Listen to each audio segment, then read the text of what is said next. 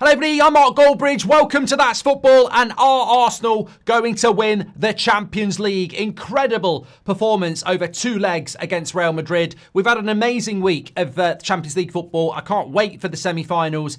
But look, what a watch along it was last night as well. 35,000 watching that game with us. Incredible. Can't wait for the semi-finals. But I wanted to wait to do a bit of a match reaction because I think everybody just jumps on it and starts going, Arsenal going to win it all, this, that and the other. And I think a sleep and a little bit of thought adds to a better reaction. And also I want to talk about the Champions League in general and the Premier League. So look, I think the first thing I would say is that this is a Real Madrid side that messed up with the Mbappe signing. You've got what I thought was a brilliant side a year ago with a perfect balance, a midfield 4 with Bellingham as almost a false 9, 2 wide forwards, experience at the back, really good team.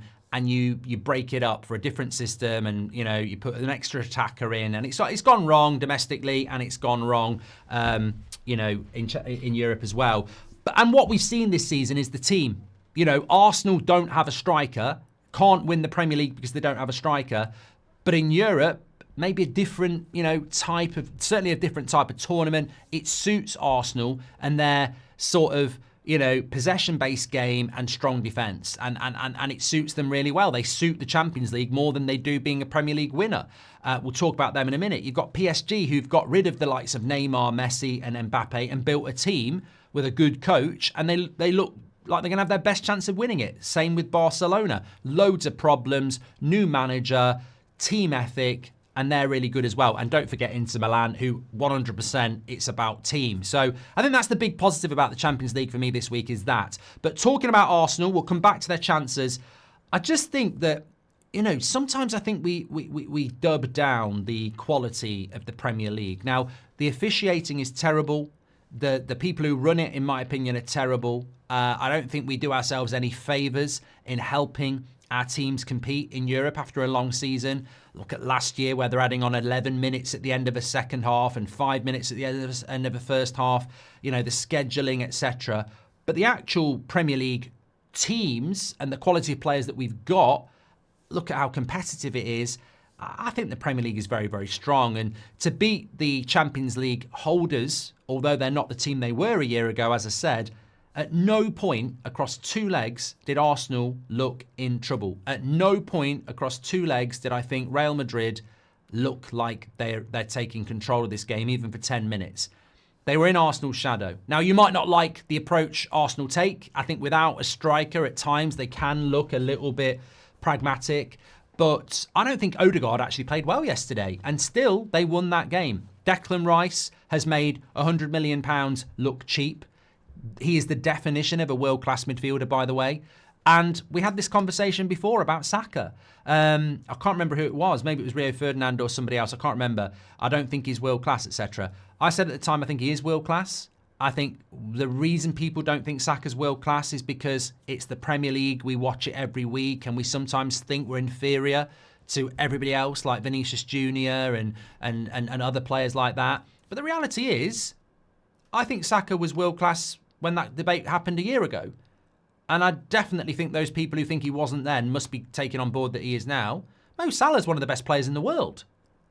People don't want to have that conversation, but he is. He should constantly be in the top 3 of the Ballon d'Or. Oh, they're not going to win the Champions League, so he can't be there. That's not how this should be judged, and that's why people miss on Saka being world-class. In that game yesterday, he showed immense maturity against the biggest team in the world. And he played really, really well. And he caused them constant problems in both legs. So if Saka is not world-class, what is?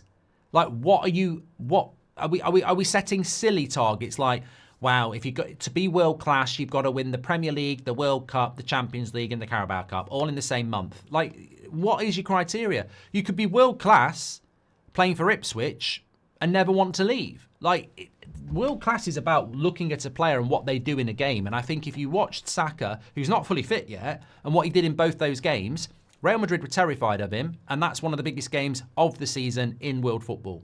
He's world class. So is Declan Rice. I mean, what Declan Rice did in the first leg with those free kicks, can he do that again? No, probably not, but he did it.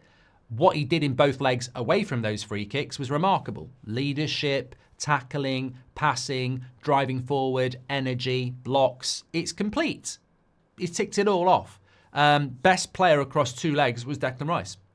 So Arsenal are where they are because of an amazing defence. And I thought Kivior was their best centre-back last night as well. I don't know why Arsenal fans don't rate him. So, and Arteta deserves huge praise. I can't believe. I think what Arsenal have done is incredible in the Champions League. I didn't say they wouldn't do it. I think a lot of people took their Premier League form, bottlers, and thought they can't win the Champions League. But we've seen teams win the Champions League from the Premier League who aren't the best team in the Premier League. So we know that this can happen. And look, Arsenal with a striker, what they could have done in the Premier League has been up for debate, but they might win the Champions League without it. And I think Mikel Arteta deserves. I mean, I still can't believe there are people in Arsenal's fan base that are Arteta. It's stubbornness.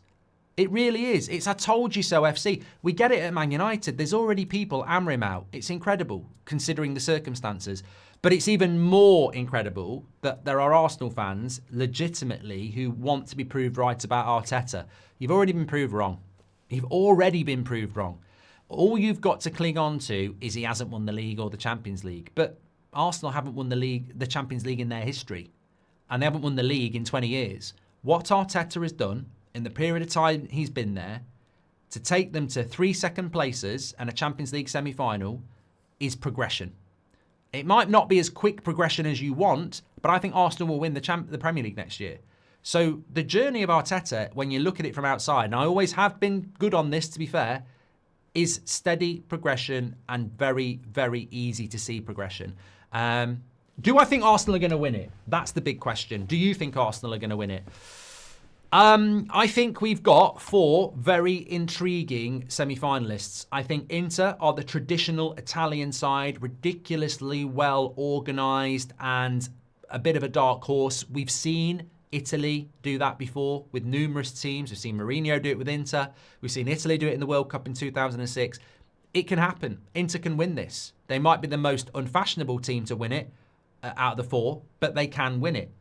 You've then got Barcelona, the favourites, who are an incredible footballing side. Hansi Flick has done an amazing job. They've got some amazing talents like Rafinha, Yamal, etc.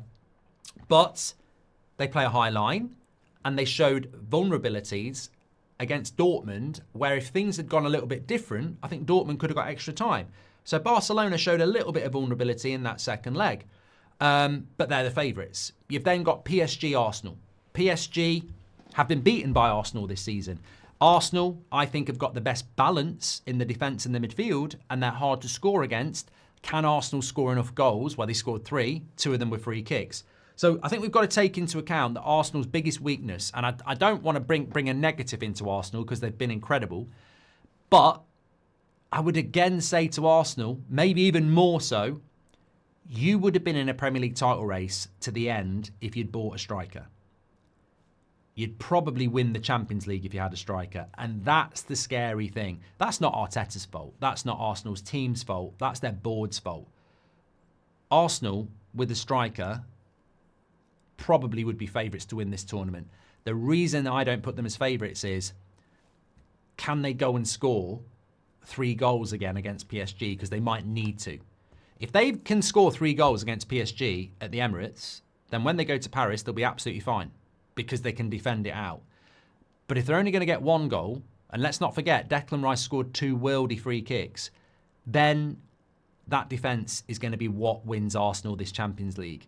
There might be a bit of a falsity around Arsenal because they still don't have a striker. They've got to find ways of scoring goals.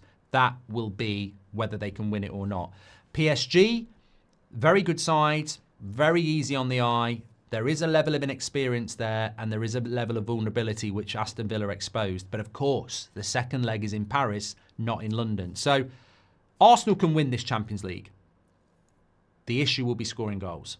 PSG can win this Champions League. Their issues might be a bit of naivety. Barcelona can win this Champions League, but their defence high line could be problematic if people exploit it. And Inter could win this league, the Champions League, but will probably be least favourites. It's really exciting. And look, Real Madrid are a fantastic club, and I don't really have a problem with Real Madrid, but them being knocked out is brilliant for the tournament. Man City not being in this is brilliant for the tournament. Like, we've got 4 teams who I don't think anybody's got a massive problem with them winning it. And that is quite interesting. I think if you've got Real Madrid in there, everyone's like, Real Madrid are going to win. They're favourites. They always win it. There's 4 teams there that, you know, I don't really want Arsenal to win it because I'm a Man United fan. But it won't ruin my summer if they do. It's not like Man City winning it or Liverpool winning it because, you know, they're bigger rivals. But they've got a good chance, but it would be... I don't even want to say it. Arsenal were brilliant last night. They were incredible. They've got a good chance of winning it, but I'd still say Barcelona are favourites.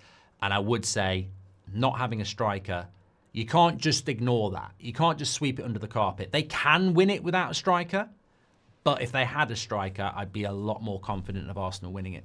Get your comments in below. Smash a like on the video. Make sure you subscribe. Lots to discuss in there. And also, can I just say, last week, me and Loz were on, and we were talking about PSG, and we were asked a very good question. Where would PSG finish in the Premier League? And we said we wouldn't put them in the top 4, we'd put them in the top 6. It got clipped by somebody who got loads of interaction saying, look at these people, they don't know what they're talking about. Well, you don't know what you're talking about either, because it's a good question and then it's an opinion. But I'll probably still stand by it. I think the PSG are a brilliant team who aren't used to the intensity of the Premier League. They don't play Fulhams and Bournemouths and Brightons. Over half of that league are a walk in the park for them. PSG, in the second half against Villa, came up against Premier League intensity, and they were like rabbits in the headlights for about half an hour until Villa made the subs and it slowed the game down. So I still hold too that I think if you drop PSG into the Premier League now, in their first season in the Premier League, I don't think they would finish in the top 4 because I think they'd struggle with the intensity. Obviously, the longer they play, it's like dropping Celtic in. I don't think Celtic in their first season in the Premier League would do particularly well. But as they adjust to it, as they get the budgets to spend, and you know, they would get better. But that was what the question was. Where would PSG finish in the Premier League this year? I don't think they'd be in the top 4 because I think they'd struggle with the intensity of what you get in the Premier League until they get used to it. Get your comments in. Thanks for watching. Smash a like on the video and subscribe. I'll speak to you on the next one.